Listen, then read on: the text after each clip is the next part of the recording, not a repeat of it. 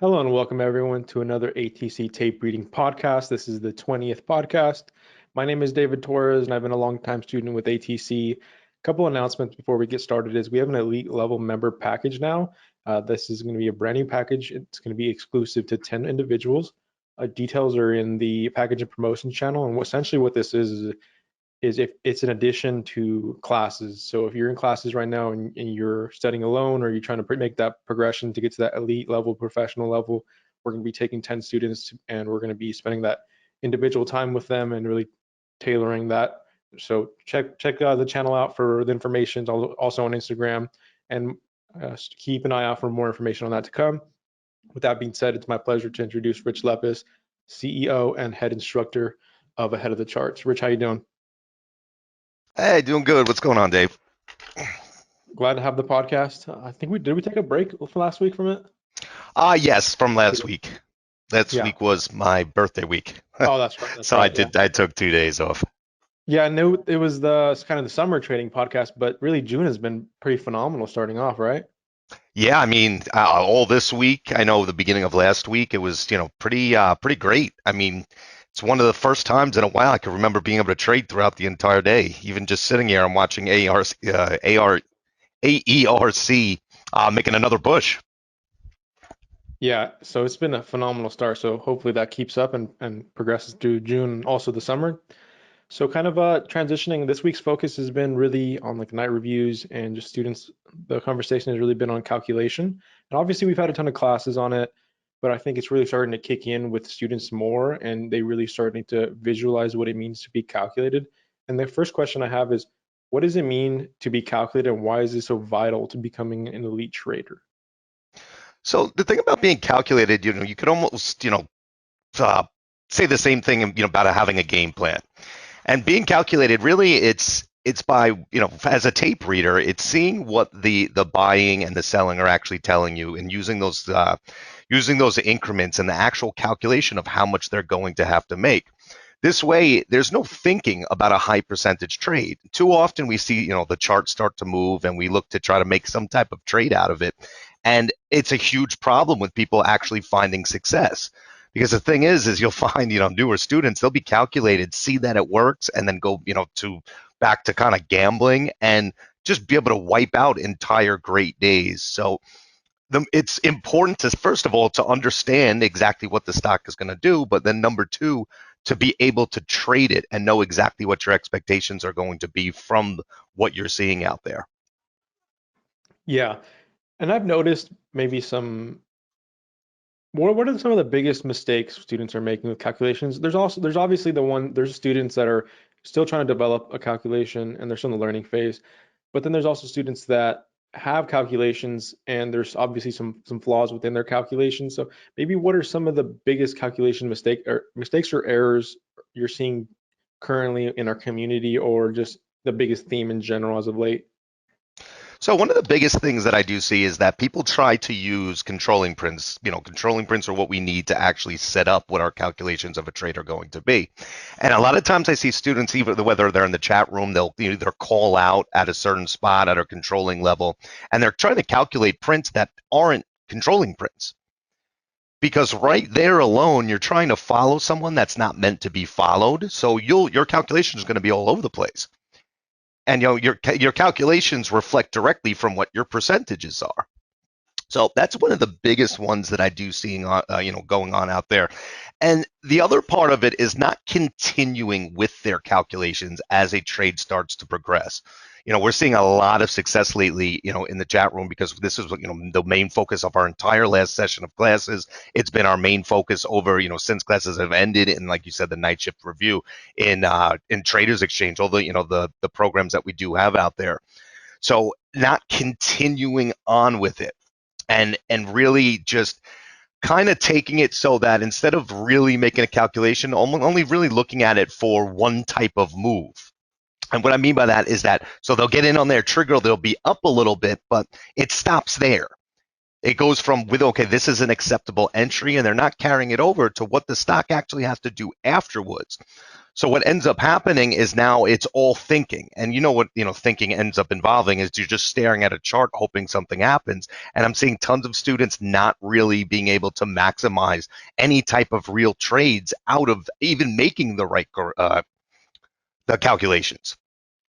So it really it doesn't just stop after you set it up for the entry, it's the follow through of it. Yeah, that's such a key part because it really shows you have to continue to make that calculation because it's going to show you if your trade's going to be extended or not. How do you know in that instance whether you're going to have an extended move on that trade? That would require you to do recalculations or calculating new prints. So kind of on the theme of maybe the students using off-level prints or different types of prints to make the calculations, we obviously need the controlling prints, and those are dominant market maker that we create the calculations based upon. But how do we use the off level in market makers or supporting market makers in calculation in tandem with the controlling dominant market maker? Because obviously you simply can't look at off level prints and like, this is the calculation, this is what I'm doing.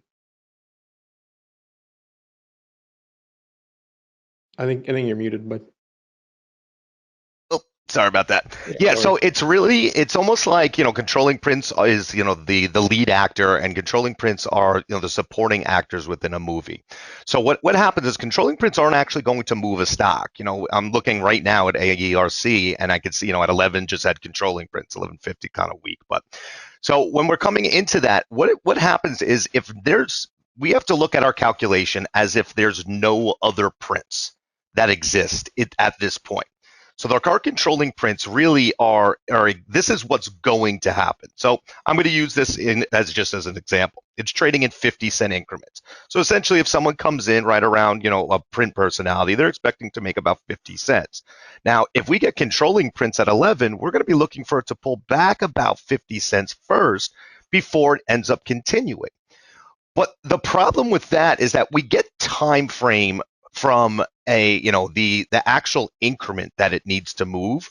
Now, when you add the off-level prints to a stock, this now actually gives you the ability to know more of a now type situation. So it's going to tell us, is the pullback going to be really quick? We get some off-level buying prints around that 11 level. We know that the pullback's probably going to be really quick. If we get enough off-level prints coming into it, it might even tell us that the pullback doesn't even have to be as much as the controlling print saw. So it's almost like the controlling prints are working in conjecture with the off-level prints. So is that why it's so, I mean, I think a big theme in the night reviews is also calculating those off levels. So it does give you that time frame, but can you also expand maybe on calculating those off levels? So say the stock needs to pull back, but in the shorter term, there's multiple market makers aligning to go long and push the stock. They're not going to build yet. The dominant market maker is. So it seems as if more market makers are aligning one way to be a short-term push. How do we adjust our vision to see those market makers get out before the dominant market maker takes over? Do we need to have that mindset and thought process that we need to be calculated with more than just one market maker? I think that is kind of the biggest theme is how can you be calculated with more than one market maker to help really align and adjust your percentages really? Okay, so I mean, there's obviously, it's going to depend on each situation, but there's a couple different ways to kind of look at it. So when we have our controlling prints, let's say a stock just needs to go from 10 to 11. We know that the stock needs to move $1. Now, what happens is we know that controlling prints don't actually move the stock. So what's going to happen is that let's say we get towards that 11 spot. Okay, now we're towards 11. The controlling prints have actually said now that this trade is pretty much it's done what it's needed to do. The thing with controlling with off-level prints, okay, these off-level prints are telling us more of a now move. They're getting into it as a trade rather than as a setup, because controlling prints are really to build and then to have the stock and eventually start to move. That's more of a setup rather than a trade. So these off-level prints, when you start to see it getting closer to where the stock is, where the controlling prints told you it needs to go, in this case, that 11 number, they have the 11 level. Okay, if we start to see off-level buying coming in, that's going to tell us that the stock still has the ability to push past it, because those traders are still going to need to make their money. It doesn't make sense for the stock to come all the way back down first before because they're showing us that's not what's going to happen. They're essentially saying, I'm trading now. So you might still get a little bit of a pullback. But if our price target was 11, let's say we're trading in 50-cent increments and we get off level prints at, let's say, 74, we can now extend what the expectation of what that chart's going to look like to 11.25 because that person still needs to make their 50 cents coming in. So even though the controlling prints kind of said this is what needs to happen, the trade is over, we can see these prints coming in and it starts to extend them. And then as a phase, so it's kind of going off of that example and that setup. And once you understand the shorter term money, it shows the ability to really extend that setup. And for the overall dominant market maker to come back in and take control, we have to really understand the transitional phase, correct? Absolutely. See, that's the thing is that, a stock that's supposed to go to 11 doesn't really need to get there without any type of fuel, at that moment. Because again, Right. controlling prints, sometimes the time frame could be a lot longer. Those off-level prints are what's going to start help you calculating where the stock's going to move quicker. Okay, now once let's say for instance, let's say we have at 11.25. Excuse me, at 10.25, and the stock needs to go to 11. If we get those off-level prints at 24, even though the stock still needs to get to 11, it really only at that point we're getting that push to that traders telling us now 75. We can now see it pull up to that 75, come all the way back down underneath 10, and then eventually get back to 11. They're working in coordination with what's expected to happen. Because even though the stock tells you it needs to get to 11, if no one else is going, if you don't have traders or those off level prints that are coming in to tell you that I'm trading with this person, because our assumption is that all market makers know exactly what's going to happen. So there's no way a stock, a $10 stock is going to move $1, and you're not going to have traders that are coming in, big traders that are going to make that money on it. So they almost help us, like, again, we know eventually that has to happen, but they confirm that time frame. They confirm that the entry that we took is correct. Because if we buy and no one else ends up buying and we don't get any off level, a lot of times you're going to end up seeing that get shaken out. And some of those bars, so if we don't have any off level in this instance, and we do have those 11 outs, and it gets pushed, and the substance is lacking above, that's one of those cases where you just need a strong trigger down, and you don't need as much selling, or it's not a Because requirement. because there's no substance. Yep. That substance is huge because it's just like anything else. Controlling prints, think of it, like a frame. You have a floor and a ceiling. If you have no substance making, the walls, adding to that, the ceiling is just going to fall down onto the floor. So that kind of almost can set you up for that situation, like you said, to end up looking for that trade back down because they have a lot more to build before it can actually start going. And the reason you didn't see those off-level prints is because they knew that. They knew that this was a ploy to make the stock go up because, as we know, when the chart goes up, you get interest in from those retail traders, and then they drop the hammer, and we know what that looks like. Yeah, and I almost imagine it and view it as has support beams as a foundation, right? So it's going to be a lot harder to just completely bar something down when there's multiple off-level market makers aligning in the short-term, long direction, right? No question. And another thing too is you'll notice a lot of the time that when that bar happens, it doesn't pass those off-level prints first. So knowing where those off-level prints almost gives you a spot to kind of understand that if it breaks below this at this point, more than likely I'm going to have to start taking off of my trade because there's a lot. It's just like, again, breaking through the floor, you're going to end up falling, breaking through the ceiling, you're going to end up falling to that next floor. Yeah, I've noticed that as well. So say you have all that short-term market makers, a lot of times even on those quick little pullbacks, say in this case above 10, they come back and they'll hold those levels where those market makers have really presented themselves and been dominant on terms of off level. So they do create great support areas to understand that if they break this level and it comes back under, odds are they're probably not in their position because like you said, it's a trading position, not one of building. hmm And I've said it before too. It's that, we can't think of controlling prints as like better and bigger traders than these off-level prints because these off-level bursts, they're big in their own way. So they're still controlling, they're just trading in a different way. You go into a firm, you go into Goldman Sachs, not everybody's doing the same type of trading there. Yeah, So and they hold a lot of weight. It's just they can't be calculated for the beginning part of your trade. they absolutely do hold a lot of weight, and it's really, especially above like a level like 10 or the dominant markers obviously said that they need to build. So for someone to come in on the shorter term time frame of things as a market maker, that is, I mean, we coined the term ballsy, right? But the severity of Hmm. that is the risk they're putting on in that case when we know what the rules are. So the risk that they're putting on is significant, and they have to make money on their positions. Hmm. And it's And such they're a thing telling that you it's going happens. to happen a lot quicker, which makes it, in that case, at that 10 level, you might think, it's a building level at 10. Okay, I'm looking to take a building trade. Let's say come back down to 950.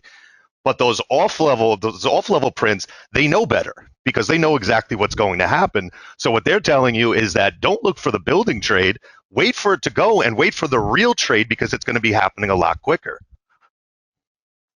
Yeah, absolutely. And I feel like this is a big area where students lack the understanding, and I can see why, because it does take the creation of that vision of understanding more than one market maker. Because following one in the beginning is already hard enough, the dominant market maker, but then you start being able to add these other market makers in it.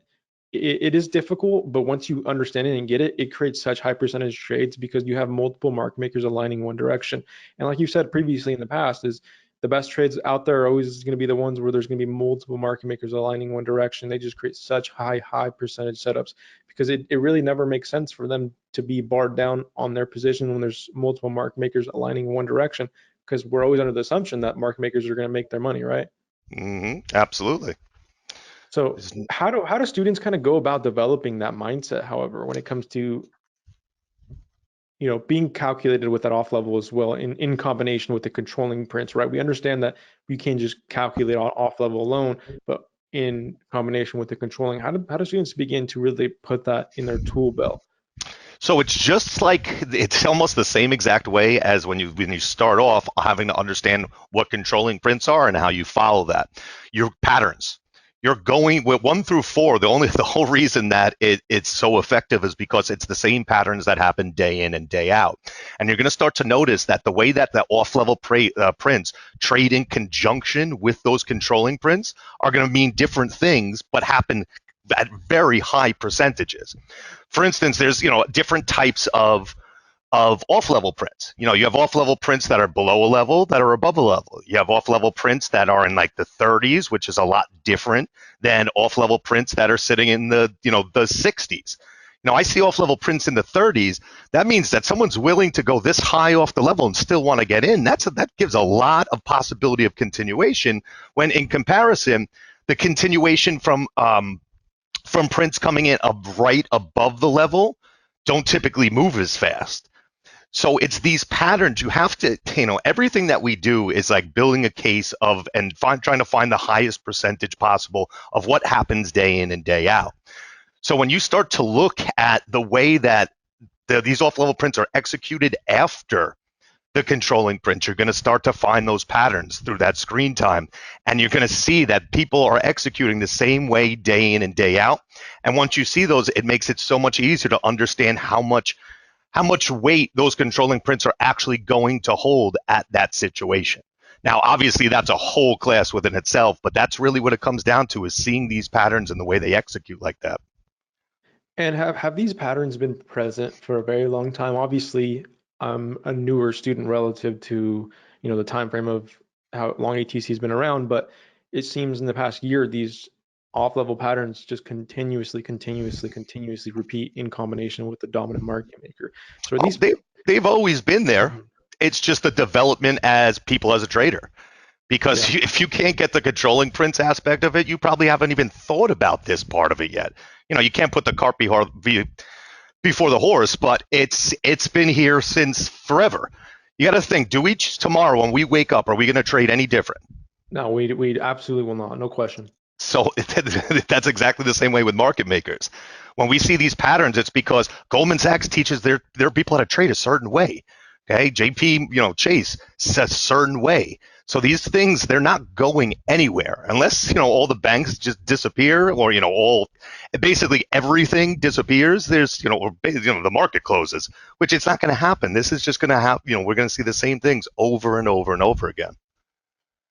Yeah, and like you said, this is kind of the second half of for students, right? You learn the 1 through 4, and you're following the controlling dominant market maker. This is the second half of the puzzle to really add to your tool belt for those students to really create these high percentage trade. Because at the end of the day, once you add this second half of the tool belt, you understand multiple market makers, you understand timing, and in reality, that just creates for such opportunity to create to trade some of the highest percentage trades. And not only are you lining yourself to take high percentage trade, but you're also understanding the psychology of multiple market makers. And I think that is a differentiating factor. Is okay, you're I was just understanding. going to add that Yeah, on the psychology aspect. I mean, it understanding where these things are coming in comparison to what they're showing you is everything. Because again, there could be great off-level prints that come in at 90 and 93, at 33 one time.